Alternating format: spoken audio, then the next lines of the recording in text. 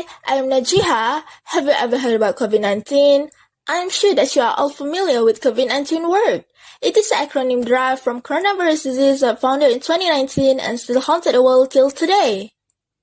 COVID-19 has put political leaders and healthcare systems worldwide to the test. This disease can't be seen by our naked eye till it's able to cripple the economy in every country. This dangerous disease got the attention of the world in the early year of 2020, which it widely infected the people around the world.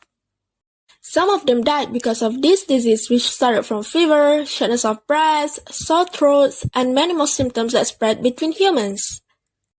So, what is the relationship between this disease outbreak and leadership? This outbreak shows how the leaders in every country handle the situation to curb the COVID-19 chain. This outbreak threatening millions of lives across the globe unless swift or concerted action is taken by the leaders. A wrong move from these leaders could threaten many lives, and it also could erode the trust from the citizens because they are expecting the government could save their life. The leaders need to decide which decision must be taken to ensure the citizens are not threatened by this disease forever. This disease outbreak created significant challenges for the leaders in the world, which it can cripple the economy when they announce for lockdown in their countries. This outbreak affected the economy because of reduce of productivity, loss of life, business closures, trade disruption, and decimation of the tourism industry. A good leader will take an immediate and effective action to prevent economic losses to save their country. Besides that, people also can go anywhere they want as usual. They need to stay at home to avoid themselves from being sick and infected with COVID-19. Then, they can freely going anywhere to have a vacation because the national border also had been closed and only allowed for import and export activities to enter the countries. The state borders in the country will also be closed till they can freely going back to their hometown, having a vacation and do a lot of activities. Then, it also affected the people's mental health during the lockdown as they couldn't go anywhere as usual. They need to stay at home and stay safe till the situation is back to normal. The schools and universities were closed till the students were unable to meet their friends for a year. That can affect their mental health. Some of them may be anxiety, depression, and fear to face the world because they can't socialize themselves among peers and lacking of interaction to face the people. This situation must be prevented by the leaders to make sure that everyone is healthy mentally and physically. As this outbreak were haunted us for almost 1 year and a half, there are some leaders in the world who successfully curb the COVID-19 chain till their citizens can live as usual now. One of it is Australia and the other country is New Zealand. Make sure you are not getting confused with these flags because they are almost look the same.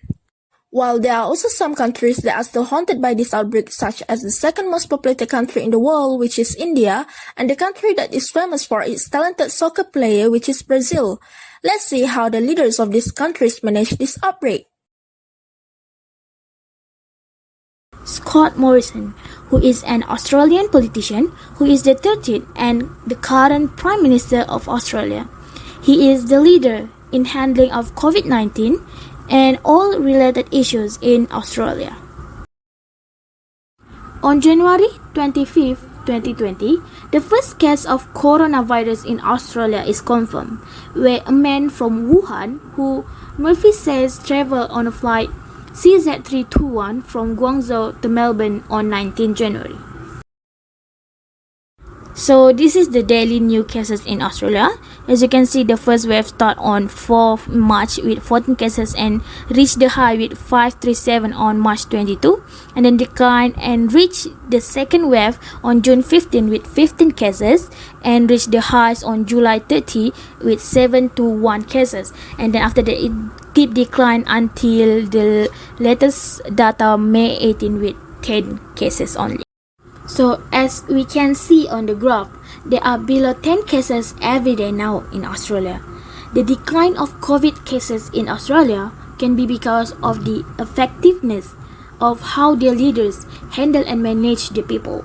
So now, let's talk about how Scott Morrison gets valued by the people in handling the COVID-19. First is listening to the expert. In facing the virus, Mr. Morrison sought out expert advice, listened to it, and acted on it despite the cost of the process. This worked. An observer said that he and the chief medical officer, which is Dr. Brendan Murphy, was never far from his side. At every major announcement, It was on his advice that Australia shut its border to China when the World Health Organization was saying the travel bans weren't needed. Second is incredibly pragmatic. This once-in-a-century health and economic crisis was far better suited to Scott Morrison's style of leadership. The rapid pace of developments allowed room for experimentation, which he embraced. Charged with the economic health of the nation, Mr. Morrison funneled away about 10% of GDP into spending. This is the biggest public spend on record. But Scott Morrison was unafraid to make the U-turn, and as new restrictions were rapidly rolled out over March and April in 2020, people also welcomed the collaboration that this is the approach that are guaranteed. The third one is learning from mistakes. In late March 2020, thousands of passengers were allowed to disembark and disperse while there were COVID-19 cases on board. That spread led to 22 deaths and about 700 cases in Australia and more overseas. But despite this, overall, Mr. Morrison appears to have learned from his horror summer, which is the bushfire tragedy. His explanations of lockdown restrictions in the first weeks gave way to clearer public speeches. And his blustering, aggressive style also softened as the virus curve rapidly flattened and a largely compliant population has followed the social distancing regime. In conclusion, the threat leadership that Scott Morrison has shown in handling the COVID-19 is charismatic, team-oriented, participative, honest, and direct. And due to his effectiveness in handling the COVID-19, he has experienced a rise in approval leaders ratings around the world, likely because Australia has done comparatively better in containing the virus. Hello, my name is Amira and I'm going to talk about the good practices of the leaders, and I will talk about the Prime Minister of New Zealand. Jacinda Ardern was born in 26 July 1918 in Hamilton, New Zealand. She is a New Zealand politician who is in October 2017 at age of 37 became the country's youngest Prime Minister in more than 150 years. The first case of the disease COVID-19 in New Zealand was reported on 28 February 2020. A 4-level alert level system, which is prepare, reduce, restrict, and lockdown, was introduced on 21st March 2020 to manage the outbreak within New Zealand. Then, starting from 1st May 2020, New Zealand reported 0 daily cases. However, on Tuesday, 11th August, Prime Minister Jacinda Ardern activated a resurgence plan following the confirmation of 4 new cases of COVID-19. As for 20 May 2021, there were 24 active cases in New Zealand and they reported 2 new infections on average each day. The total cases in New Zealand as of 20 May 2021 is 2,659 cases, with 26 people have died from the virus. New Zealand has a small amount of COVID cases compared to other countries with million and 100,000 total cases. How do they achieve this? And is the success behind the small amount of COVID cases in New Zealand has something to do with their Prime Minister leadership traits? The answer is yes. So let us look at what their Prime Minister had done and her leadership traits. The leadership traits that Jacinda Ardern practices is democratic, collaborative, and personalized leadership style. This was proved when she used her great communication skill with communicating clearly with her people and having a consistent game plan.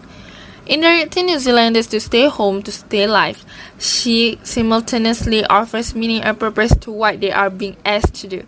She has used daily televised briefing and regular Facebook live sessions to clearly frame the key questions and issues requiring attention.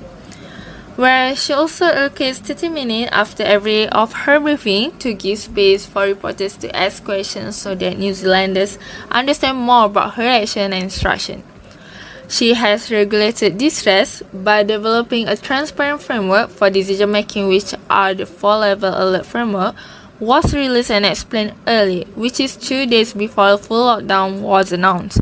And this eased her country into a well-planned lockdown and then open up the economy by downgrading the alert level in the same manner. This transparent, simple and consistent framework for containment measures and quarantine protocols ensured that measures were not ad hoc or knee-jerk. This allowing people to make sense of what's happening and be clear about what they have to do. From this, she helps her people to cope with the changes. At the same time, Jacinda Ardern also put into practice direction giving, meaning making, and empathy trait while leading her country. As an empathy and be human, in various other briefings, she reached out to people unable to attend loved ones' funerals, to children who was waiting for Easter Bunny. Her government also announced inclusive measures like a generous wage subsidy for businesses, a learning from home package to facilitate teachers and parents, and additional funding to domestic and sexual violence services in light of increased domestic violence cases during lockdown. Ardern also used the approach of persuading her people instead of forcing compliance. She successfully led the public to adhere to restrictions and take precautions by persuading rather than instructing her people. In conclusion, with democratic, collaborative, and personalized leadership style, also being a direction-giving, meaning-making, and empathy leader made Jacinda Ardern become such a great leader to her country. And leaders from other countries should take her as an example, especially to the things that she have implemented to overcome this hard time. That's all from me. Thank you. Let us take a look at how the leader in India handled this pandemic, COVID-19. This is Narendra Damodar Das Modi, Indian politician serving as the 14th and current Prime Minister of India since 2014. India is witnessing a sharp spike in COVID-19 cases after months of declining numbers had given the country hope it had made it through the worst of the pandemic relatively unscathed. On March 1, India recorded just 12,000 new cases, but since early April, this figure has skyrocketed to over 1,100 every day. As the health crisis escalates, the poor are once again fearing a return to lockdown and economic hardship. Migrants have started fleeing from cities to their home villages in order to avoid the pain and trauma they went through a year ago when Prime Minister Narendra Modi enacted a nationwide lockdown. Many cities, including Mumbai and Delhi, have already announced nightly curfews. Undoubtedly, Modi still remains popular among most ordinary people. When he says something, India listens carefully. It worked well last year, and his appeal compelled people to wear masks and maintain social distancing, helping to flatten the curve and limit the loss of lives. However, making public speeches will not be enough during this second wave. The Prime Minister needs to be seen adhering to these practices in his own daily life, but this is not happening on the ground. In the ongoing elections in West Bengal, Assam, Kerala, and Tamil Nadu, as well as the election in Bihar last year, Modi and other party leaders have addressed several rallies without paying much attention to COVID-19 restrictions. Modi himself has addressed more than 20 rallies attended by thousands of unmasked people.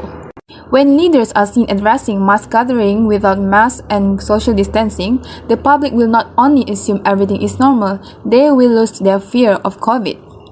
Modi has also insisted he will not politicize the pandemic, but he has done exactly that. In states like Maharashtra, Punjab, and Chhattisgarh, which are facing a spike in cases, Modi's party is pointing the finger at the state leaders who come from the opposing parties. The states, meanwhile, are blaming Modi's government for failed leadership. Another concern is the Modi government's decision to allow a major festival Kumbh Mela to take place in Uttarakhand state, which is ruled by his party. Several million people gathered at the Ganges River for an auspicious bathing day this week, flouting social distancing practices. India's health system has collapsed. There are shortage of hospital beds, medical oxygen, antiviral drugs, and vaccines. People are dying in hospital parking lots, unable to get care, or at home, unable to get an ambulance. Many Indians say they feel abandoned by their government. Here we can see that Modi is showing bad leadership. Firstly, no empathy or no sensitivity to others, unceasing deaths, economic and social distress, psychological trauma. Never in living memory were Indian citizens more helpless.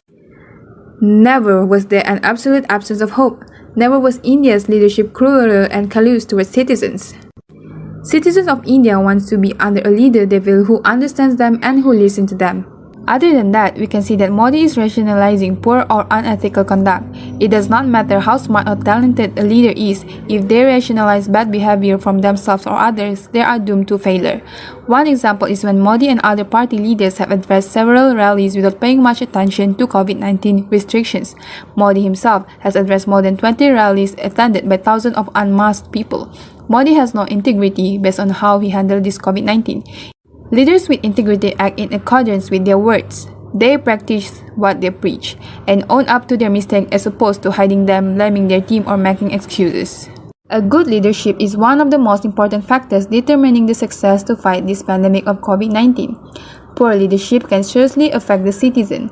This is the time for Modi to show decisive leadership is not only controlling the surge of the virus, but also providing financial assistance to millions of urban poor and helping them reach their home villages with their dignity intact. This is what needed to get. Hi, my name is Mahjuba. So disasters can make or break a leader because leadership is tested during a crisis, and the way a leader behaves and acts during a crisis will establish them as a good leader or a poor one. And this behavior and performance will be influenced by their traits and style of leadership. In this case of providing indicators for assessing world leaders' behavior and performance in coping with COVID-19 crisis, Brazil is another case of failure.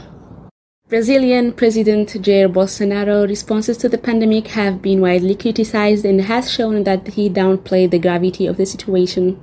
His actions have endangered the lives of many citizens as Brazil has become the epicenter of the pandemic crisis, accounting for more than 1/4 of the world's total deaths from COVID-19, and it is still without an effective public health response to the outbreak.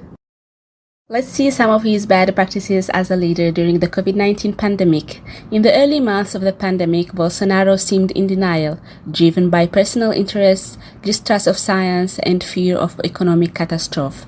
As a result, he did not order necessary public health measures. He has also spread misinformation as he dismissed the disease as no more than a small flu, and he said that Brazilians have somehow acquired an immunity to the disease. He has also attempted to promote a chloroquine-based therapy despite the absence of scientific evidence. He knelt before a pastor who declared that Brazil was free of the virus, which was obviously not true. Bolsonaro declared also that he would not take the vaccine because of side effects.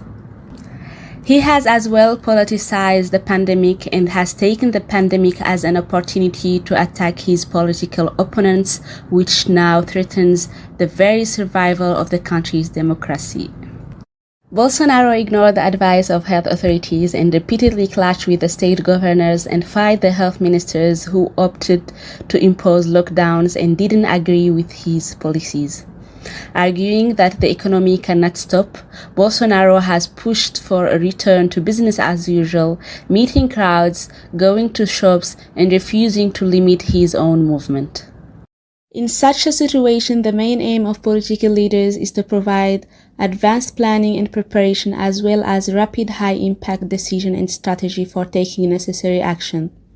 However, Bolsonaro failed in crisis management, communication, accountability, and providing accurate information on the virus. His character and leadership style has shown to be that of an autocratic, self-centered, whose actions were more personality-driven than strategy-driven, which is ineffective and not suitable leadership style for such a situation. In conclusion, decisions made by the leaders are very important and they should know what they need to do to make sure their countries live in peacefully again. We all know that every decision made comes with the pros and cons in our life. So, a good leaders know that they should implement an effective approach carefully and be patient because everything takes time. They should leave behind the selfishness in politics till this outbreak is fully successful because it can threaten many lives and erode the trust from the citizens.